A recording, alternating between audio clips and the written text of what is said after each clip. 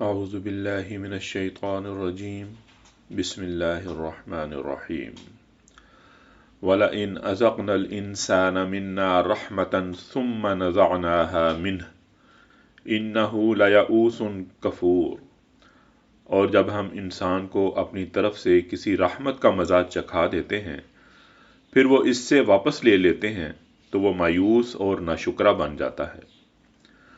وَلَئِنْ أَذَقْنَاهُ النَّعْمَاءَ بَعْدَ ضَرَّاءَ مَسَّتْهُ لَيَقُولَنَّ ذَهَبَ السَّيِّئَاتُ عَنِّي إِنَّهُ لَفَرِحٌ فَخُورٌ۔ اور اگر اسے کوئی تکلیف پہنچنے کے بعد ہم اسے نعمتوں کا مزہ چکھا دیں تو وہ کہتا ہے کہ ساری برائیاں مجھ سے دور ہو گئیں۔ اس وقت وہ اترا کر شیخیاں بگارنے لگتا ہے۔ إِلَّا الَّذِينَ صَبَرُوا وَعَمِلُوا الصَّالِحَاتِ أُولَئِكَ لَهُم مَّغْفِرَةٌ وَأَجْرٌ كَبِيرٌ۔ ہاں، مگر جو لوگ صبر سے کام لیتے ہیں اور نیک عمل کرتے ہیں وہ ایسے نہیں ہیں، ان کو مغفرت اور بڑا اجر نصیب ہوگا۔ صدق اللہ العظیم۔